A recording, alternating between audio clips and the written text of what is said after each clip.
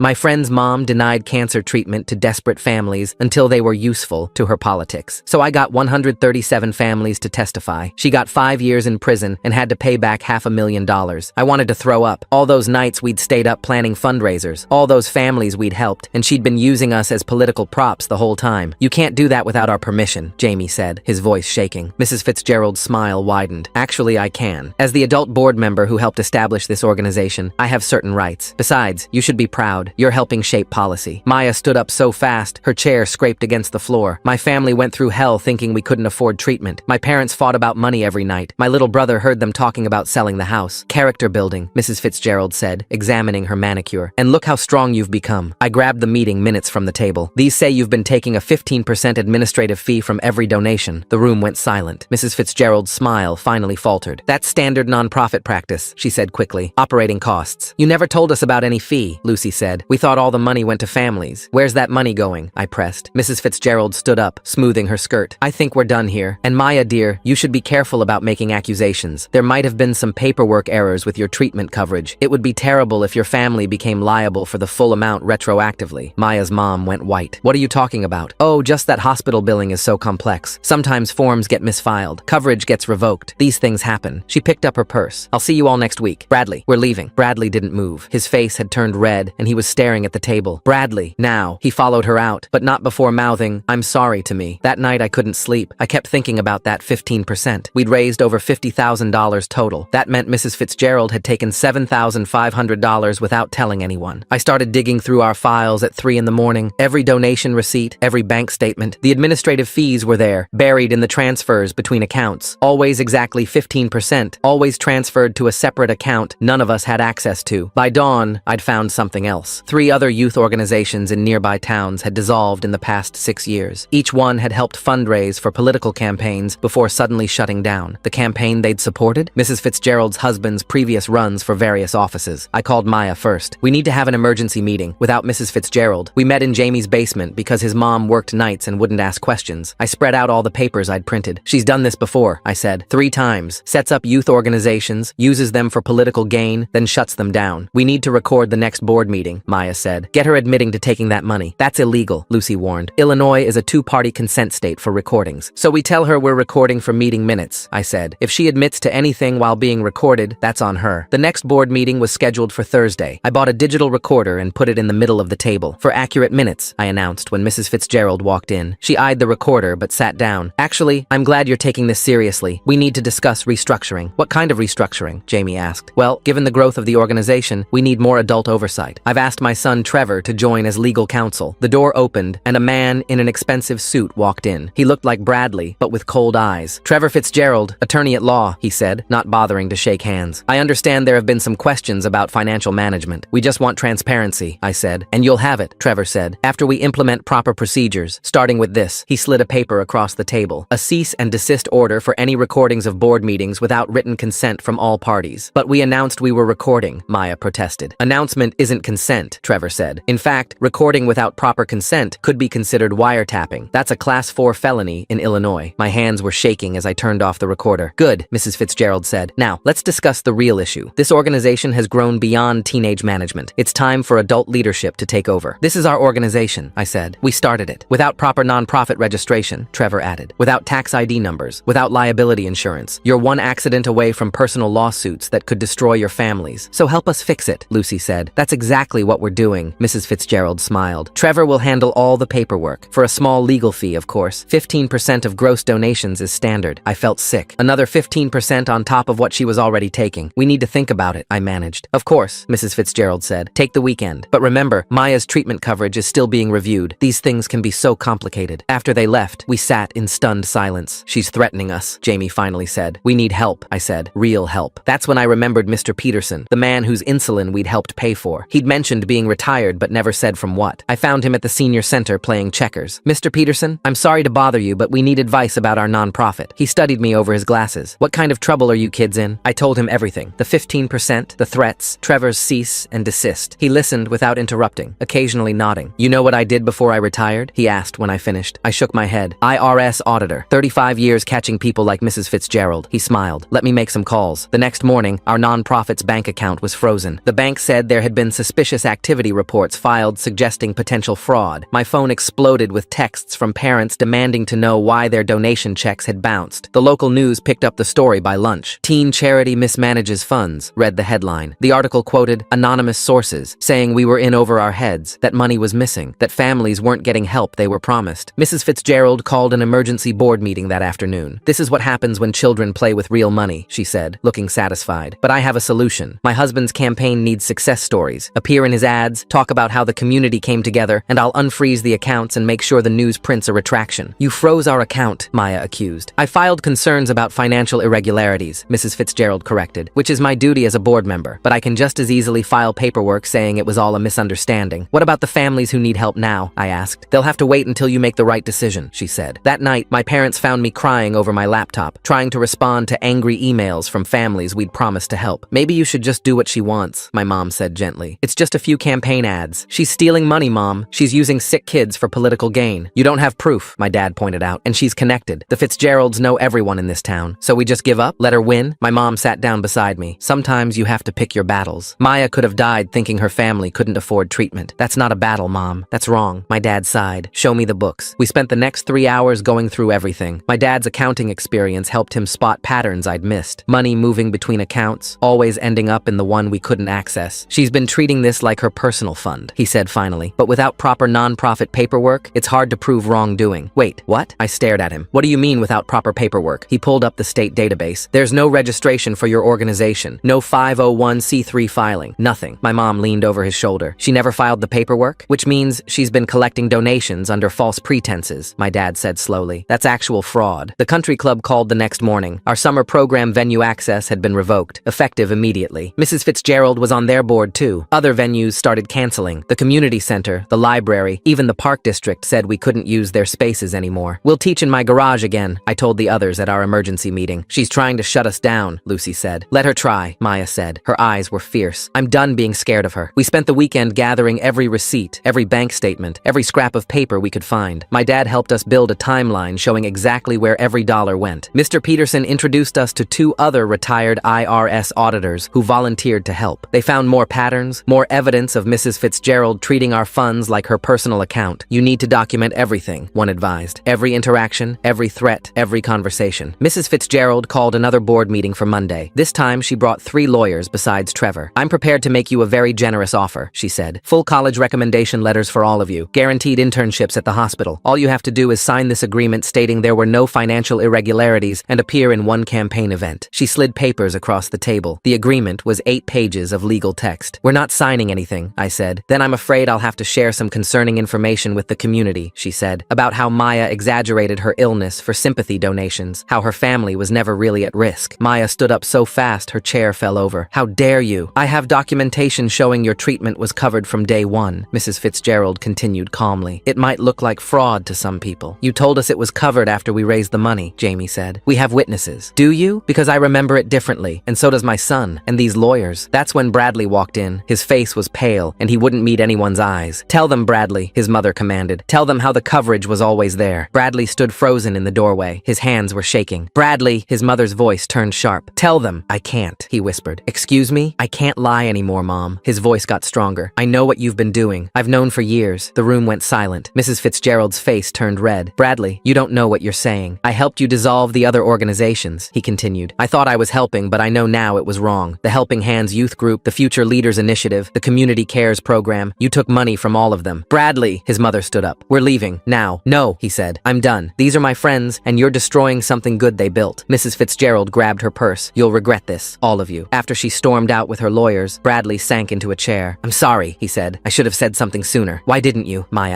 asked. "She's my mom," he said simply, "and she always made it sound like she was helping, like the money was going to good causes eventually, but it never did." Bradley's confession changed everything. Within minutes of his mother leaving, he pulled out his phone and started showing us screenshots of old emails, dissolved organization documents, and bank transfers dating back years. His hands trembled as he swiped through file after file. "The Helping Hands Youth Group raised $32,000 for homeless veterans," he explained, pointing to a spreadsheet. "Mom took her cut and convinced them to donate the rest to Dad's first campaign. Then she dissolved it, claiming lack of interest." I grabbed a notebook and started writing down every detail. Maya leaned over Bradley's shoulder, her face growing paler with each revelation. "The Future Leaders Initiative was supposed to fund college prep courses courses for low-income students, Bradley continued. They raised $48,000. Mom restructured it into a political action committee without telling the student founders. Jamie slammed his fist on the table. How many kids didn't get to college because of her? I don't know, Bradley admitted. I was younger then. I just did what she told me. Filed the paperwork, closed the accounts. Lucy had been quietly typing on her laptop. I found the Community Cares program. Their Facebook page is still up. Look at these comments. She turned the screen toward us. Dozens of angry posts from families asking where their assistance money went, why the program suddenly ended, what happened to their applications for help. My phone buzzed. A text from my dad. News vans at the house. Don't come home yet. The story had exploded beyond the local paper. Apparently, someone had leaked that our nonprofit's account was frozen with thousands in donations trapped inside. Parents were calling the news stations demanding answers. We need to get ahead of this, I said. If we let her control the narrative, we're done. Mr. Peterson called while we were still strategizing. Don't talk to any reporters yet, he warned. My colleagues found something interesting in the state charity database. Meet us at the diner on 5th Street in an hour. We piled into Jamie's mom's van, Bradley included. He sat hunched in the back seat, staring at his phone as message after message popped up. His mother, his father, family friends, all demanding to know what he'd done. The diner was nearly empty when we arrived. Mr. Peterson sat in a corner booth with two other older men, papers spread across the table. They'd ordered coffee and pie for everyone, but none of us could eat. Margaret Chen, former IRS Criminal Division, the woman introduced herself. And this is Theo Rodriguez, forensic accountant. We've been looking into your situation. Theo pushed a document toward me. Your organization never existed legally. Mrs. Fitzgerald never filed the incorporation papers, never got tax-exempt status, nothing. But she's been representing it as a registered nonprofit to donors. That's wire fraud if any donations came through electronic transfer, Margaret added. Mail fraud if any came through the postal service, and tax fraud if she didn't report the income. But we can't prove she took the money, I pointed out. The account she controls isn't in her name. Actually, Bradley spoke up, his voice hoarse. It is, kind of. He pulled out his phone again. The account is registered to Fitz Care Foundation. Mom set it up 3 years ago. She's the only signatory. Margaret's eyes sharpened. Fitz Care Foundation? That's registered as a private foundation, not a public charity. Different rules, different oversight, much easier to hide personal use. She told me it was for family charitable giving, Bradley said. I helped her set it up. I thought we were doing good things. Theo was already pulling up records on his tablet. Fitz Care Foundation. Let's see. Interesting. Very interesting. Regular transfers in, but look at these expenses. Catering services, event planning, consulting fees, all paid to companies that donated to Dad's campaigns, Bradley said quietly. It's how they get around contribution limits. The weight of what we were uncovering settled over the table. This wasn't just about our nonprofit. This was systematic, deliberate, and had been going on for years. We need to document everything, Margaret said. Every transaction, every connection. Bradley, are you willing to provide evidence? He nodded without hesitation. I have access to Mom's home office. She keeps physical records of everything. She doesn't trust digital-only storage. That's breaking and entering, Lucy warned. Not if I live there, Bradley said. It's still my house, for now. We spent the next 2 hours creating a plan. Bradley would gather documents that night while his mother attended a hospital board gala. The rest of us would compile everything we'd already found into a comprehensive timeline. Mr. Peterson and his colleagues would review everything and advise us on next steps. Be careful, Margaret warned as we prepared to leave. People like Mrs. Fitzgerald don't give up easily when cornered. She'll escalate. She was right. By the time I got home, my parents were fielding their 5th call from reporters. My mom looked exhausted, my dad grim. Mrs. Fitzgerald went on the evening news, my mom said. She expressed deep concern about our financial management and suggested the state attorney general should investigate. I sank onto the couch. She's trying to make us look like criminals. She also mentioned you by name, my dad added. Said you were a well-meaning but naive teenager who got in over your head. Called it a cautionary tale about youth activism without adult supervision. My phone had 37 missed calls. Parents, donors, families we'd helped. I started returning them one by one, explaining that we were working to resolve the situation, that their donations were safe, that we would make things right. Maya called around midnight. My parents want me to quit the organization. They're scared of what Mrs. Fitzgerald might do about my medical coverage. She can't actually revoke it, I said, hoping I was right. Can't she? Bradley's mom sits on the hospital board. She has influence everywhere. I didn't have a good answer for that. Bradley texted at 2 a.m. Got everything. You need to see this. Can't use phone. Might be monitored. Meet tomorrow morning. Usual place. I barely slept. When my alarm went off at 6, I found my mom already awake, making coffee. I've been thinking, she said, about what you said, about battles worth fighting. She poured 2 cups and handed me one. When I got pregnant with you, everyone told me my life was over. No degree, no career, no future. But I fought for us anyway. Built a life anyway. Mom, Mrs. Fitzgerald is wrong. What you built isn't naive. It's exactly what this community needs. Real help for real people, not political photo ops. Dad thinks we should just let it go. Your father is protective. He doesn't want to see you hurt. But sometimes protecting you means teaching you to fight smart, not teaching you to give up. She pulled out her laptop. I spent all night researching. Mrs. Fitzgerald might control the money, but she doesn't control the story. We need to tell your side before she buries you completely. We met Bradley at at the garage where we'd held our first classes. He looked terrible, like he hadn't slept either. The boxes he'd brought made my stomach drop. 3 banker's boxes full of documents. This goes back 7 years, he said, pulling out folders. Every organization she's touched, every dollar she's diverted. But that's not the worst part. He handed me a folder marked Medical Hardship Review Committee. Inside were applications for hospital financial assistance, dozens of them, each one stamped denied with Mrs. Fitzgerald's signature. She denied Maya's family's first application, Bradley said, before you even started fundraising. She knew they were desperate. That's why she approved it later, to manipulate all of you. Maya grabbed the folder, flipping through until she found her family's application. The denial reason read, insufficient demonstrated need. Insufficient need? Maya's voice cracked. We were talking about selling our house. Look at the approval patterns. Bradley pointed to a spreadsheet. She denies families until they're desperate, then approves them if they can be useful, either for publicity or political connections. Jamie found his family's application in the stack, denied twice before Bradley's mom suddenly approved it, after our nonprofit started gaining attention. She's been playing God with people's lives, Lucy said. It gets worse, Bradley said. He pulled out another folder. These are the consulting contracts she awards through the hospital. Look at the names. Every contractor had also donated to Mr. Fitzgerald's campaigns. The amounts were staggering. $100,000 contracts for vague advisory services that seemed to produce no actual work. This is evidence of kickbacks, Mr. Peterson said when we showed him everything that afternoon. Hospital funds flowing to political donors, that's public corruption. So we can stop her? I asked. We can try, but we need to be strategic. She's already controlling the media narrative. We need something dramatic to shift public opinion. That's when Maya surprised us all. The town council meeting. It's tomorrow night. During public comment, anyone can speak for 3 minutes. She'll be there, Jamie pointed out. Her husband is presenting his campaign platform. Exactly, Maya said. Maximum audience, media coverage. We show up with evidence and testimonies from families she's hurt. That's risky, Margaret warned. She could spin it as teenagers making unsubstantiated accusations. Not if we have receipts, I said. Not if we have Bradley testifying. Not if we have dozens of denied families telling their stories. We spent the next 24 hours in overdrive. Lucy created a presentation with charts showing the money flow. Jamie reached out to every family we'd found in the denied applications. I worked with my mom to craft a media statement that would be ready to release the moment we finished speaking. Bradley was the bravest of all. He sat with Mr. Peterson's colleague, Theo, going through every document, creating an affidavit that detailed his mother's schemes over the years. She'll never forgive me, he said as he signed it. Do you need her to? Theo asked gently. Bradley thought for a moment. No, I need to forgive myself. The morning of the town council meeting, Mrs. Fitzgerald struck again. Every family that had agreed to speak received a letter from Trevor's law firm threatening legal action for defamation if they participated in spreading false allegations. Half of them backed out immediately. Jamie's mom was crying when she called to say they couldn't risk it with their immigration status still pending. She's scared, my dad observed. Lawyers' letters mean she knows you have something real, but we were scared too. Our list of speakers had dwindled from 23 to 8, and we still didn't know if the council would even let us speak. Mrs. Fitzgerald had connections there too. That afternoon, she made one last play. My mom got a call from her boss at the marketing firm where she worked. He said there were concerns about my judgment, my mom told me after, letting my teenager run wild with other people's money. He strongly suggested I get you under control or look for another job. Mom, I'm so sorry. Don't you dare apologize. I told him if he wanted to fire me for supporting my daughter doing the right thing, I'd make sure every client knew why. What did he say? He backtracked fast, but the message was clear. Mrs. Fitzgerald has reach everywhere. As evening approached, I stood in my room looking at the boxes of evidence we'd assembled. Bank records, denied applications, testimony from Bradley, forensic accounting reports. It felt like both too much and not enough. Maya texted our group. Whatever happens tonight, I'm proud of what we built. They can take our money, but they can't take what we did for each other. The council chambers were packed when we arrived. Mrs. Fitzgerald sat in the front row with her husband and Trevor, looking perfectly composed in a designer suit. She smiled when she saw us, the kind of smile that made my skin crawl. During his campaign presentation, Mr. Fitzgerald spoke about the importance of community initiatives and self-reliance. He actually cited our nonprofit as an example, conveniently leaving out that his wife had frozen our funds and was trying to destroy us. When public comment opened, we lined up at the microphone. My hands were shaking so badly I could barely hold my notes. The council president, an older man who'd known the Fitzgeralds for decades, looked down at us over his glasses. I understand several people want to speak about the same issue. In the interest of time, we'll limit this topic to 10 minutes total. That's not standard procedure, someone called out from the audience. I turned to see Mr. Peterson standing up. Public comment rules allow 3 minutes per person, no matter the topic. I'm aware of the rules, the president said coldly, but we have discretion. Actually, you don't. A woman in the back stood up. Margaret Chen. State open meeting laws are very clear. You can't limit public comment based on content. The president's face reddened, but he had no choice. Fine, 3 minutes each. I went first. My voice shook as I introduced myself and explained how our nonprofit had started, how we'd raised thousands to help families in need, how Mrs. Fitzgerald had taken administrative fees without telling calling us, frozen our accounts, and threatened families who questioned her. These are serious accusations, the president interrupted. Do you have proof? I held up the folder of bank records. Everything is documented here. We're happy to provide copies to the council and the media. Mrs. Fitzgerald stood up. May I address these slanderous claims? During public comment, the public speaks, Margaret Chen called out. You'll have to wait your turn like everyone else. Maya went next. She talked about her cancer diagnosis, the bills, the fear, how Mrs. Fitzgerald had denied their assistance application while knowing they were desperate. Her voice broke when she described her little brother asking if they were going to lose their house. One by one, the other families told their stories, medical bills that went unpaid while Mrs. Fitzgerald played politics, children who suffered while she decided if their families were useful enough to help. Then Bradley took the microphone. The room went completely silent. Mrs. Fitzgerald's composed mask finally cracked. Bradley, don't do this, she said loudly. My name is Bradley Fitzgerald, he said, ignoring her, and I need to tell the truth about what my mother has been doing. He laid it all out. The dissolved organizations, the diverted funds, the systematic way she'd used charity as a cover for political money laundering. He spoke for his full 3 minutes, then yielded the floor. I have more to say, he added, but I'll wait my turn like everyone else. The 10-minute limit the president had tried to impose would have silenced us. Instead, we spoke for nearly an hour. Family after family, story after story, evidence pile after evidence pile. When it was finally over, the council president cleared his throat. These are serious allegations that deserve investigation. We'll forward everything to the appropriate authorities. No need, a voice said from the back. A man in a suit stood up, holding out a badge. Agent Martinez, FBI. We've been investigating financial irregularities at several local nonprofits. This testimony has been very helpful. Mrs. Fitzgerald's face went white. Trevor immediately stood up, putting himself between his mother and the agent. My client has nothing to say without counsel present, he announced. That's fine, Agent Martinez said. We'll be in touch. Don't leave town. The meeting erupted into chaos. Reporters rushed toward us with questions. Mrs. Fitzgerald pushed through the crowd toward the exit. Her perfect composure finally shattered, but she stopped at our group, her eyes focusing on me with pure hatred. You stupid little girl, she hissed. You have no idea what you've done. I was trying to help you, all of you, and this is how you repay me? You were helping yourself, I said, finding my voice steady for the first time all night. We were just kids trying to help our friends, and you turned us into your personal piggy bank and political props. I gave you opportunity. You gave us lies, Maya interrupted. You let my family think I might die because it was useful to you. That's not opportunity. That's cruelty. Mrs. Fitzgerald's mouth opened and closed like a fish. Then Trevor grabbed her arm and pulled her away. This isn't over, he called back. We'll sue every one of you for defamation. Good luck with that, Margaret Chen said cheerfully. Truth is an absolute defense. As the crowd dispersed, Agent Martinez approached our group. I'll need copies of all your documentation, and I'll want to interview each of you separately. Are we in trouble? Lucy asked. No, you're witnesses. And from what I've seen tonight, you've done excellent investigative work. Ever consider careers in law enforcement? We spent the rest of the night at the diner, too wired to go home. Bradley sat quietly, staring at his phone as message after message came in from his family. You can stay with us, Jamie offered. My mom already said yes. Thanks, Bradley said. I think I'll need to. Mr. Peterson and his colleagues joined us, looking satisfied. You kids did good, Margaret said. Real good. But this is just the beginning. The Fitzgeralds will fight back hard. She was right. By morning, Trevor had filed a defamation lawsuit naming all of us, our parents, and even Mr. Peterson's group. The hospital announced they were reviewing Mrs. Fitzgerald's position, pending an internal investigation. Mr. Fitzgerald withdrew from the state Senate race citing family matters. But something else happened too. Our story went viral. Not the version Mrs. Fitzgerald had tried to spin, but the real story. Teenagers who'd tried to help their community and uncovered corruption in the process. Donations started pouring in from across the country, not to Mrs. Fitzgerald's frozen account, but to a properly registered nonprofit Mr. Peterson helped us establish. We need to do this right this time, I told the others as we filled out the real paperwork. Complete transparency, proper oversight, no administrative fees hidden in the fine print, and no political connections, Maya added firmly. We were sitting in my garage again, the same place where it all started, but everything had changed. Bradley was living with Jamie's family, basically disowned by his parents. The FBI investigation was ongoing. We all had lawyers now, pro bono thanks to Margaret's connections. And we had something else too. 137 families had reached out wanting to share their stories about being denied help by Mrs. Fitzgerald over the years. Journalists were investigating her other connections. The state attorney general had opened a formal inquiry into the hospital's financial practices. Think she regrets it? Lucy asked. Taking that 15%? No, Bradley said quietly. She regrets getting caught. That's all she's ever regretted. My phone buzzed with another donation notification. $500 from someone in Oregon who'd read our story. The message read, "Keep fighting. The world needs more kids like you." I thought about all the families still waiting for help, all the medical bills and emergencies and desperate needs that didn't stop just because we'd exposed one corrupt person. We had work to do, real work this time, with proper oversight and legal protection. So what now? Jamie asked. I looked around at my friends, Maya, who'd faced cancer and corruption with equal courage. Bradley, who'd chosen truth over family. Lucy and Jamie, who'd risked everything to stand up for what was right. Now we rebuild, I said, the right way, and we help every family she turned away. All of them? Maya asked. Every single one. It would take months to sort through the legal mess. The FBI investigation would uncover even more than we'd found, including connections to other political families across the state. Mrs. Fitzgerald would eventually plead guilty to wire fraud and money laundering, though her sentence would be lighter than any of us thought fair. But that was all still to come. Right now, we were just teenagers in a garage, trying to figure out how to actually change things, how to build something that couldn't be corrupted or twisted or stolen. We need a new name, Bradley suggested. Something that shows what we really stand for. Community first, Maya said immediately. No politics, no hidden fees, just neighbors helping neighbors. We voted unanimously. As the others started planning our next steps, I stepped outside for some air. The weight of everything that had happened, everything still to come, felt overwhelming. My mom found me there. You okay? I don't know, I admitted. I wanted to help Maya, that's all. I never wanted any of this. I know, honey, but sometimes doing the right thing leads places we don't expect. Mrs. Fitzgerald had power, connections, money. We're just kids. No, my mom said firmly. You're citizens. You're community members. You're people who saw something wrong and refused to look away. That's the most powerful thing there is. A car pulled up to our house. My dad got out, carrying boxes of pizza. Figured you kids would be hungry, he called, and possibly planning to overthrow more corrupt officials. Dad, we didn't overthrow anyone. Sure looked like it from where I was sitting, he grinned. Proud of you, kiddo. Even if you did break the spirit of our no-job rule. Technically still not employed, I pointed out. Technicalities, he laughed. The family business. As we headed back inside, I thought about that. How this had started with me finding a loophole in my parents' rule and had ended with us exposing years of corruption. How Maya's cancer had led to us helping hundreds of families. How something terrible had become something powerful. Mrs. Fitzgerald was wrong about us being naive. We'd known exactly what we were doing. We were helping our friends. Everything else, the corruption and threats and FBI investigations, that was just what happened when someone tried to stop us, and they'd failed. We had our money back, or would once the legal stuff was sorted. We had a real nonprofit now, with proper oversight, and a board of community members who actually cared about helping people. We had the truth on our side. Most importantly, we had each other. And we had a garage full of teenagers ready to learn life skills, with every dollar going exactly where we promised it would. Mrs. Fitzgerald had called us stupid little children playing with real money. Maybe we were, but we were also something else. We were proof that sometimes the stupid little children win. The next week brought a whirlwind of legal meetings. Agent Martinez interviewed each of us separately at the federal building downtown. My parents hired a lawyer who specialized in whistleblower cases, though she assured us we weren't in any legal danger. You exposed corruption, she explained during our first meeting. That makes you witnesses, not defendants. Bradley's interviews lasted the longest. He'd brought copies of everything from his mother's home office, including emails dating back to when he was 12 years old. The FBI agents treated him gently, understanding how hard it was to testify against his own mother. Mrs. Fitzgerald's lawyers tried every trick to discredit us. They filed motions claiming we'd stolen confidential documents, that Bradley had violated attorney-client privilege by sharing Trevor's communications, that we'd orchestrated a smear campaign against a respected community leader. Each motion failed. The judge, a no-nonsense woman who'd seen plenty of corruption cases, dismissed their arguments one by one. These teenagers uncovered systematic fraud, she stated during one hearing. The defendants' attempts to silence them through legal intimidation